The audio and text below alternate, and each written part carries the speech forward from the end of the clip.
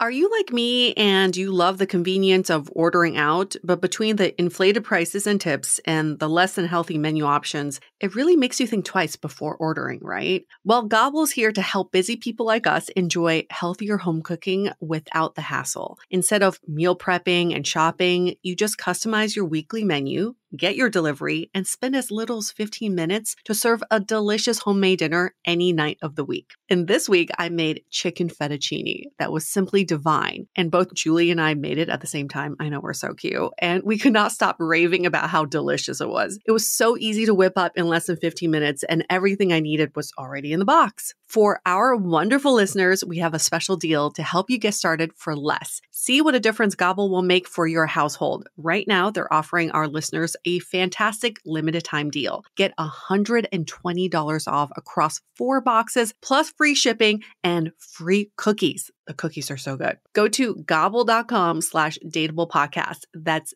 gobble.com/DATEABLE podcast today. This offer is not available on their home site, so don't miss out. Yes, we all know the quality of makeup and skincare products are important, but have you ever thought about how you apply them is even more important for results? Since 2019, Anissa Beauty has been leading the way in creating vegan and cruelty-free makeup and skincare brushes that are safe for your skin and the planet and are designed to optimize the application and absorption of skincare products. Their popular Pinnacle foundation brush has made such a big difference for me. I used to hate wearing foundation because it always felt so caked on, but with this brush, I can use so little product and it goes on flawlessly due to its patented triangular shape. Anissa Beauty's brushes deliver value and quality like no other. The same goes for their Pinnacle Skin Brush, which has completely changed how I apply skincare. I no longer use my hands to apply my products. Check out the Pinnacle Foundation Brush as well as several other amazing brushes at anissabeauty.com and get 30% off site-wide with the code DATEABLE. That's ANISA beauty.com. And don't forget to use the code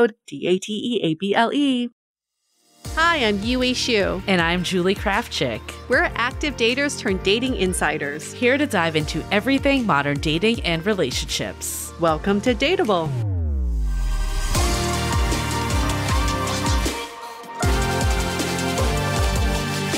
Hello, friends. Welcome to Brunch Talk, where we address all of your burning dating questions. And burning, they always are. They never cease to amaze me, the ones that we get in. On fire. Burning down the kitchen. Have you ever had a flambe anything? I have. It's really fancy, right? Isn't that funny that we're like, ooh, fire at the table? That's so cool. When you think about it, it's really not that safe. And you've been told all these years not to do stuff like that. And then it's just like, oh, but we're in a culinary kitchen. Yeah. Cool. For an extra $40. Yeah. We're going to set your food on fire. You're like, yes, please sign me up. Take my money. There's something about that experience, though, that does make it next level, right? Yeah. It's like the circus. You're like, whoa, smoke and fire and acrobats. I guess it's equivalent to dating is we ask for no drama, yet a lot of us want the drama. Yeah. In fact, we'll pay extra for the drama. I think our question today is getting lit on fire. It's getting lit, that's for sure. What is this lit question that we have? It is, do breakups reveal someone's true character? And then for more info, the listener that wrote in, my most recent breakup experience was so strange as the hardest part isn't the relationship ending, rather how my ex-boyfriend handled it. He was mean and expecting drama. It's like after 4 years, we never knew each other. Do you believe the adage that you see who someone really is during a breakup? Yes. You hear this from people going through divorce too. It's like, oh, now I see someone's true colors because it's getting petty. It's getting contentious. I don't think you need a breakup to see someone's true colors. I think you just need some sort of conflict, a hard situation, for someone to reveal how they would deal with adversity.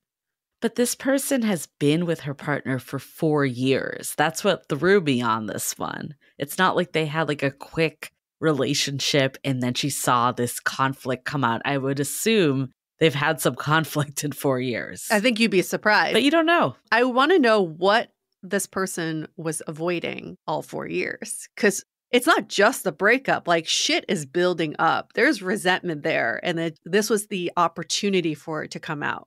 Well, okay. I'm just going to think about it a different way, though. I wonder if sometimes people feel like at the end of a breakup, there's just nothing to lose at that point. So I'm just going to really show how I've been feeling. Maybe it's not that they're like a change of character, but it's like built up and they didn't want to reveal it because of fear of it ending.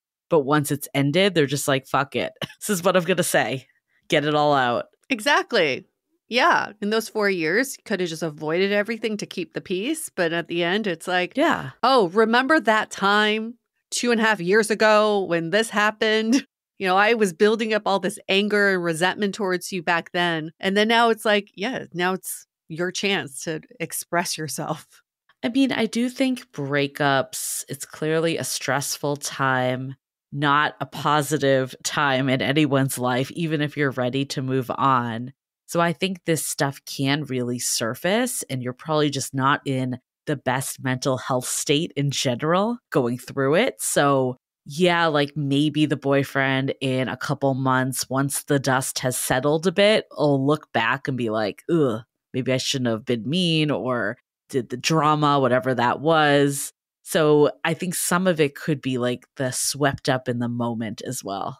Yeah, there's a lot of high flying emotions. There's probably a lot of undiscussed topics and problems. I get that. At the end of anything, it's hard because it's so real now. And I've definitely seen a few breakups in my lifetime that didn't go very well, simply because I think in those relationships, we just never freely expressed ourselves. So this was the opportunity to do so. I mean, I was going to ask you, like, have you ever had like a blow up relationship? I mean, I guess like your last one a little. Yeah, the last one. Yeah, like, have you had one that you were just like, wow, this person's totally different than who I thought they were? I haven't had a blow up breakup, but I've definitely had people become really petty after a breakup. I think I've mentioned this one before. My New York boyfriend, we're together for 5 years. We lived together.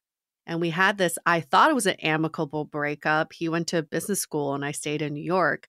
But I think it was 6 months after he sent me an invoice for, remember, for the furniture that he left in our apartment and he wanted me to pay for it. And I think it was like a $800 bill and I negotiated down to $600. I mean, at that point, you're like, there's no opportunity for us to get back together. I no longer see this person in any way, shape or form as like a romantic partner. But do you think it was just pain under that? Because this is also like the boyfriend that proposed to you. Where you said no. So there's a lot of backstory here too. Oh, yeah. I think he was really hurt. I can also see his family jumping in and saying, okay, well, you guys are really broken up. What about all that furniture you left? Is it fair for her to keep it all and she doesn't pay for it? I mean, is that really fair? Sometimes like in breakups, friends and family like to jump in. Yeah. It's never a good place for them to do it. But then somehow, because your emotions are heightened, you're easily influenced. That's a really good point. You don't really know where this is coming from. So I feel like, of course, like we don't know your partner. I'm going to like infer from your story, Yue, because I think it's easier for me to draw conclusions because I know you. Not that I knew your partner because this was in New York long before I knew you. Yeah. But I've heard enough of this story. I feel like what's happening, it's not necessarily a reveal of their true character. I think all of us have parts of us that are the more parts that we'd want to put on display early in relationships, are better sides that usually come out early in dating. Of course, when they're triggered by an event like a breakup, there may be some sides of us that maybe we weren't putting out on dates 1 through 3 that are actually still parts of us. I don't know if it's like, oh, I didn't know this person at all. I think there was just stuff that was suppressed. And I would assume that a lot of this is coming from the real pain beneath it. I did this workshop. I was telling Yue about it a couple weeks ago. It was like about communication and relationships. And part of it was there were 5 people total in the group. 1 person shared. 1 person after they shared really talked about like what feelings did it bring up? And then the next person, what feelings did it bring up for them? Mhm. And then another person gave verbatim what they said back. And then the last person came up with, what is the deeper meaning here? Yeah. So I would look at like, what are they saying that feels mean and hostile and petty and whatever it might be? And like, what is the deeper meaning? What is the feeling that they have behind it? And I'm not saying to like necessarily excuse it. At the end of the day, it doesn't matter. You guys are broken up, but at least can justify to you that it wasn't like you didn't know this person for 4 years. There's just some stuff going on, clearly. I mean, the thing is, this is definitely driven by fear, by hurt, by anger, by pride, by ego. I mean, there's so many layers to someone's emotional outburst. It really begs the question, why do breakups have to bring the side out of people? What are we doing wrong in the relationship that breakups can be this dramatic and heartbreaking? I think this is a wider question for everyone to think about. It'd be great if breakups were amicable and fair and for people to walk away and say, yeah, we closed that chapter. We still have so much respect for each other. But more times than not, I hear of people losing respect for their ex-partner after a breakup, and that's unfortunate. I mean, I want to go into this a little more, like what this can mean and how do you circumvent this from happening in the first place. But before we do, let's take a minute to hear from our sponsors. I've been really brushing up on my Italian for my trip to Italy, and this partnership with Rosetta Stone could not have come at a better time. I've been carving out 30 minutes a day on my walks, and their app has made learning a new language so easy. And it's not just Italian. This is such a steal right now because Rosetta Stone is offering our listeners lifetime access with 25 languages for 50% off the normal price. If you're looking to brush up on your Spanish, French, or even Arabic or Polish, they got you as the trusted expert for 30 years and millions of users. The best part though is how fast it is because Rosetta Stone immerses you in the language and there's built-in speech recognition to give you feedback on your pronunciation. So don't put off learning that language. There's no better time than right now to get started. Dateable listeners can get Rosetta Stone's lifetime membership for 50% off. Visit rosettastone.com/today. That's 50% off unlimited access to 25 language courses for the rest of your life. Redeem your 50% off at rosettastone.com/today today. As the crisp fall air rolls in and the leaves begin to change, don't rely only on pumpkin to spice up your life. Embrace the natural power of cannabis this fall with Via. Whether you're lounging by the fire or exploring new adventures, Via's premium federally legal cannabis products are your perfect companion. Farmed and crafted with care in the U.S. and trusted by over 500,000 customers, Via has a product for everyone. Via just launched their high THCA flower and brand new flavors for the THCA vape slime, so you have more options than ever to blaze your own trail. You've all heard me talking also about their gummies. My favorite is the High Love Gummy that will awaken your senses and increase blood flow. I absolutely love it for pretty much every occasion. So if you are over 21 years of age, head to viahemp.com and use the code DATEABLE to receive 15% off. That's VIIAHEMP.com and use the code DATEABLE at checkout. Please support our show and tell them we sent you. This fall, enhance your everyday with Via.